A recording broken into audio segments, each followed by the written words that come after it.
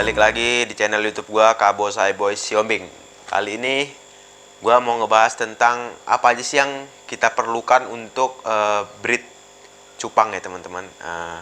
Syarat-syarat yang harus kita penuhi, istilahnya begitulah teman-teman. Kalau untuk cara breednya sendiri, kemarin gue sudah bikin videonya dan udah gue upload, teman-teman bisa lihat di sini.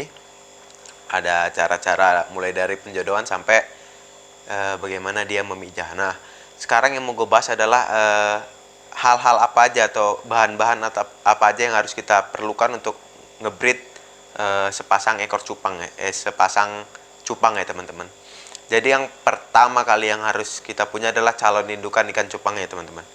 Calon indukan cupang ini kita nggak bisa sembarangan teman-teman. Istilahnya kita beli dari orang, beli terus langsung kita breed, nggak. Kita harus tahu umurnya teman-teman. Untuk umur itu menurut gue sangat berpengaruh dalam breed cupang, karena kalau umurnya masih belum bagus untuk di breed, itu nanti telur berefek sama telurnya teman-teman. Jadi umur yang baik untuk calon indukan cupang itu untuk bisa dipijahkan atau dikawinkan itu minimal 5 bulan teman-teman. 5 bulan, 6-7 bulan itu malah sangat bagus. Kalau di bawah 5 bulan biasanya, kalau kayak pengalaman gue teman-teman, itu dia ada yang bertelur tapi nanti ketika netes anaknya itu nggak kuat teman-teman, nggak kuat untuk terhadap lingkungan, nggak kuat untuk bertahan hidup segala macam, jadi banyak yang mati ya teman-teman. Dan bentuk telur ikan cupang yang umur di bawah 5 bulan sama 5 bulan ke atas itu beda teman-teman. Kalau untuk yang 5 bulan di bawah 5 bulan itu dia kecil-kecil dan putihnya nggak terlalu putih banget teman-teman. Tapi kalau untuk yang 5 bulan ke atas itu telurnya, diameter telurnya itu lebih besar dan putihnya itu lebih seperti susu ya teman-teman, susu putih gitu. Nah itulah, jadi umur indukan cupang itu baik jantan maupun betina itu, kalau saran gua 5 bulan atau 5 bulan ke atas itu adalah umur yang paling baik untuk cupang di breed. Karena apa? Karena nanti telurnya itu bagus dan anaknya itu untuk bertahan hidup itu lebih kuat teman-teman ya. Sama jumlah anaknya juga beda teman-teman. Kalau yang 5 bulan ke atas itu jumlah anaknya pasti lebih banyak.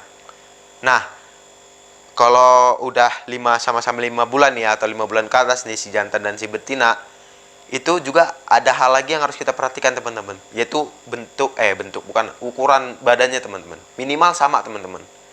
Karena kalau jangan sampai ini si female lebih besar daripada male atau si betina lebih besar daripada jantan teman-teman. Karena itu nanti si jantan akan susah untuk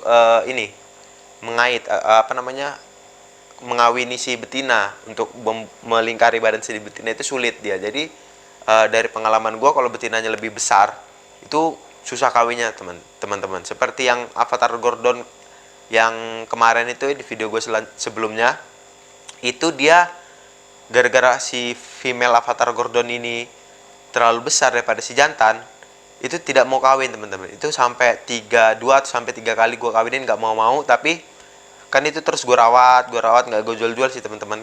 Female sempat pengen gue jual kemarin, udah sempat diposting tapi nggak ada yang mau beli.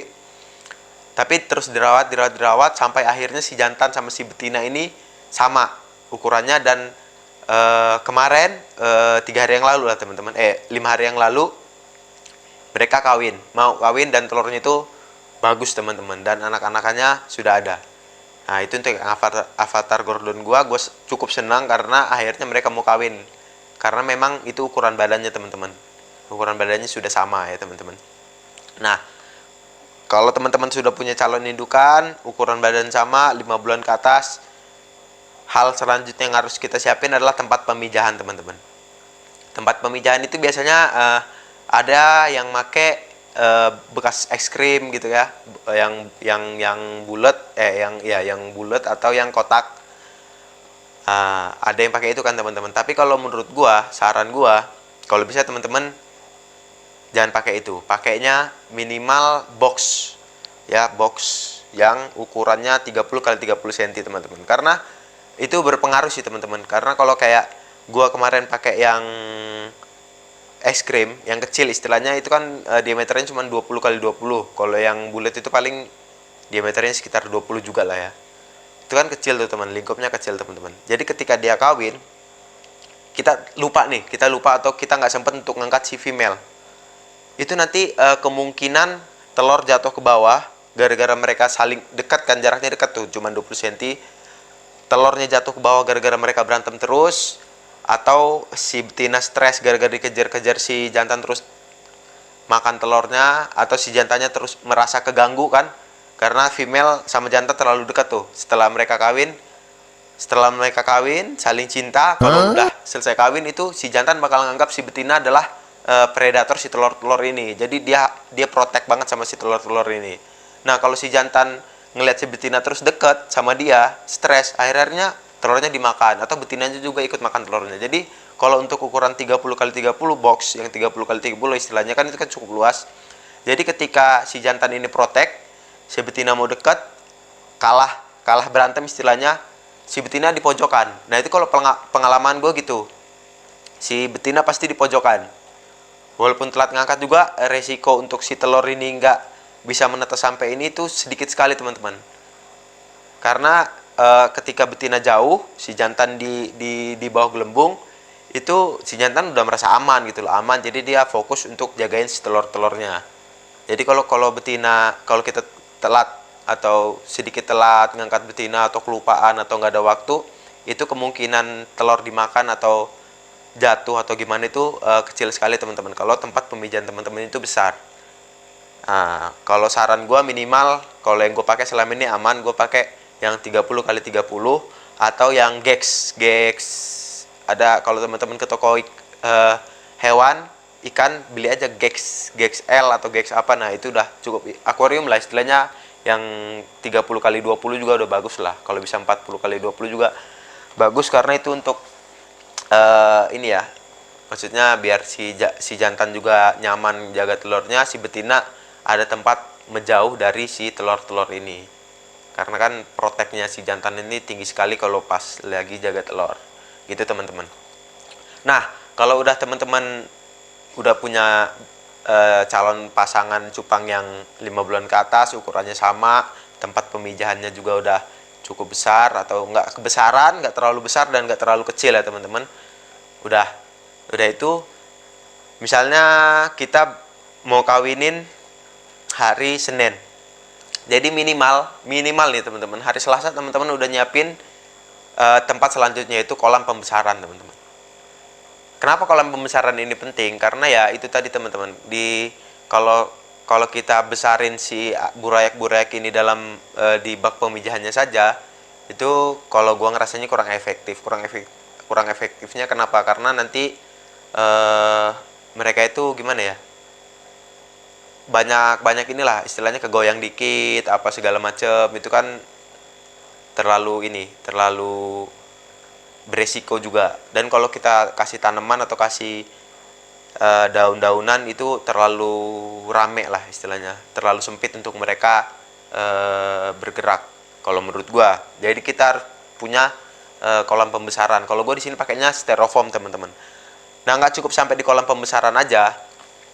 Jadi di kolam pembesaran itu nanti misalnya teman-teman breed di hari Senin, hari Selasa kan udah ada telurnya tuh. Jadi hari Rabu, Kamis, Jumat, sekitar Jumat atau Sabtu atau Minggu lah.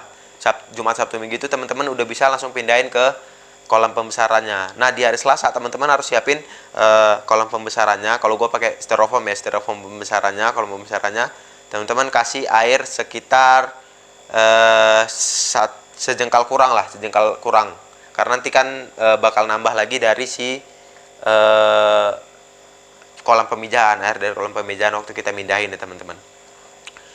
Nah, air itu sekaligus mengendapkan, dan teman-teman harus kalau nggak harus sih, kalau saran gue ngasih daun pisang, teman-teman. Kenapa daun pisang?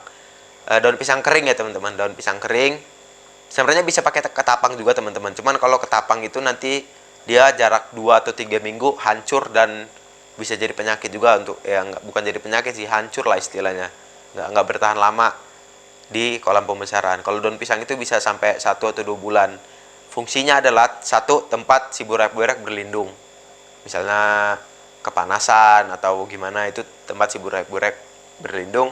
Yang kedua, itu penghasil infusoria atau pakan alami yang ada di kolam pembesaran. Jadi daun pisang yang kering itu yang dimasukin ke dalam kolam pembesaran, semakin lama dia nanti bisa menghasilkan infusoria yang bakal bisa dimakan oleh si burayak ini. Jadi teman-teman harus nyiapin itu teman-teman. Saran gue teman-teman harus nyiapin si kolam pembesaran, diisi air kira-kira 1 jengkal lah, 1 jengkal kurang, kasih daun pisang atau daun ketapang deh, nggak apa-apa. Yang penting nanti teman-teman kalau 2-3 minggu udah kira-kira daun ketapangnya hancur, angkat, ganti yang baru daun ketapangnya. Atau sebelum ngangkat misalnya kira-kira hancur, udah kira hancur gitu kan, tapi kan masih ngasilin pakan-pakan alami, teman-teman endepin 3 hari dulu daun ketapang di tempat lain. Udah setelah 3 hari teman-teman angkat yang hancur, masukin daun ketapang yang baru. Tapi sarannya pakai daun pisang aja sih biar bisa bertahan lama. Oke, udah sampai di kolam pembesaran. Hal selanjutnya yang harus teman-teman siapin sebelum si burayak ini bisa makan sendiri adalah pakannya teman-teman. Pakannya kalau banyak pilihan, bisa infusoria bisa teman-teman selain dari daun pisang yang ada secara alami tadi, teman-teman bisa siapin lagi yang lebih banyak tentunya ya, biar si burayak ini bisa makan terus dan cepat besar. Teman-teman bisa cari ya di tempat-tempat siring, gotap segala macam, infusoria, atau teman-teman bisa siapin pakai daunan kering atau daun ketapang juga. Nah, caranya ada di sini teman-teman. Teman-teman bisa lihat ini video gue yang ini. Itu kalau untuk infusoria. Atau teman-teman bisa siapin artemia. Artemia jadi istilahnya kalau untuk artemia, teman-teman misalnya ngebreed hari Senin tadi ya, hari Senin dia bertelur, angkat female hari Selasa. Angkat female hari Selasa, terus dia kan menetas hari Rabu berarti kan, menetas hari Rabu sehari juga tuh. Menetas hari Rabu berarti Kamis, Jumat, Sabtu. Hari Sabtu dia udah bisa makan atau Minggu. Jadi hari Jumat itu teman-teman udah bisa tetesin artemianya. Jadi ketika hari Sabtu teman-teman udah bisa kasih artemia ke ini. Tapi kalau menurut gua pakan yang paling baik untuk si burayak ini biar cepat besar adalah kutu air teman-teman. Kutu air jenis Moina ya teman-teman, Moina SP.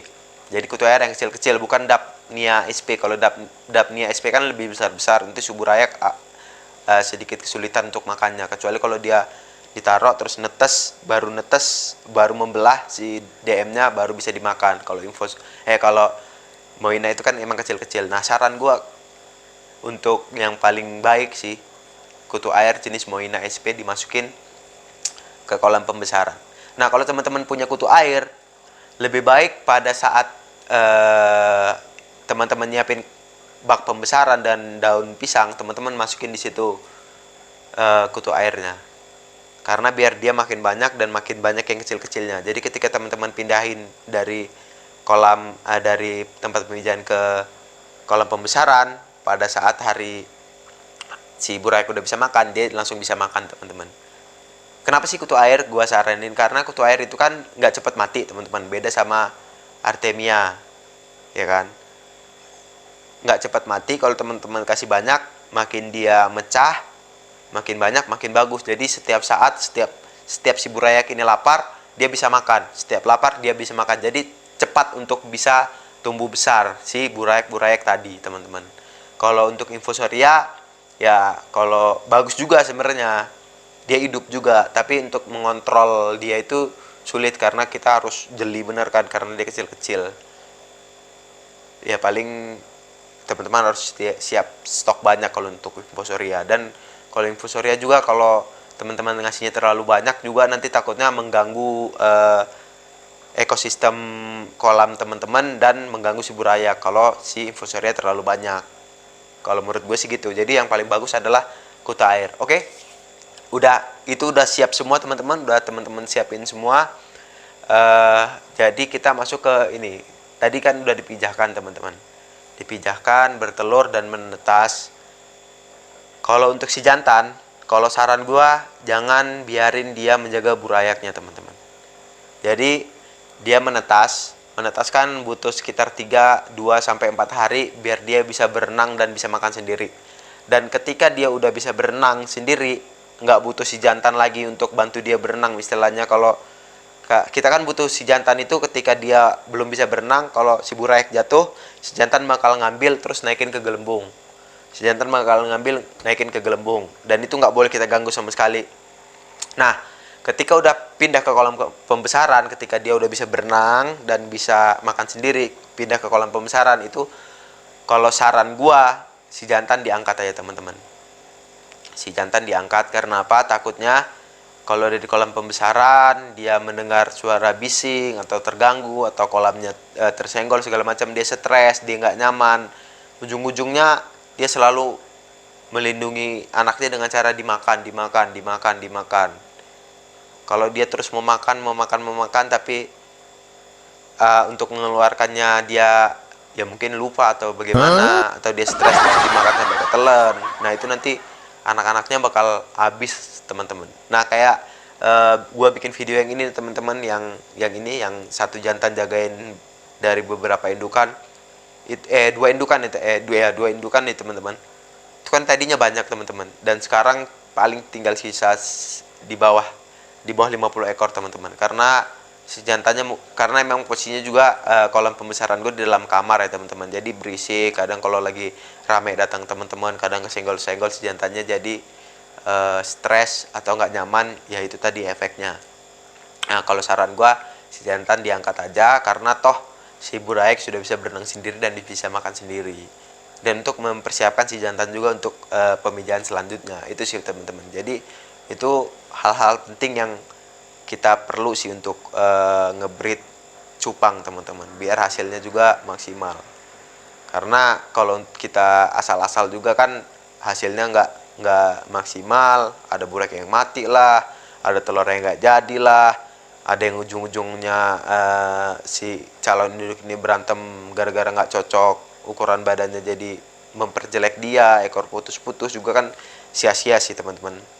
Nah, jadi yang paling penting menurut gue itu mulai dari calon indukan, umur, ukuran badan, tempat pemijahan, ketersediaan pakannya, kolam pembesaran dan ekosistem kolam pembesaran, dan itu teman-teman, pakannya itu tadi. Kalau saran gue Moina, tapi Artemia juga bisa, Infosoria juga bisa. Tapi kalau mau cepat besar ya Moina. Itu sampai 2 minggu lah teman-teman. 2 minggu itu teman-teman udah bisa push pakai cacing sutra. Cacing sutra ya campur spirulina bagus, itu naikin badan juga, naikin warna juga. Atau pakan-pakan yang mengandung spirulina atau pelet-pelet yang mengandung spirulina, itu bagus. Spirulina bagus untuk ngangkat warna sih teman-teman. Kalau gue cerita-cerita sama teman-teman yang beri cupang, itu bagus untuk ngangkat warna. Jadi untuk teman-teman apalagi yang baru mulai ngebreed cupang, jangan asal-asalan, jangan asal beli indukan terus ngebreed bertelur, nanti hasilnya nggak maksimal teman-teman. Jadi menurut gua itu aja tadi hal-hal penting yang harus teman-teman siapin dalam ngebreed cupang. Semoga penjelasan gua bisa bermanfaat bagi teman-teman. Terima kasih teman-teman yang udah menonton. Sampai jumpa.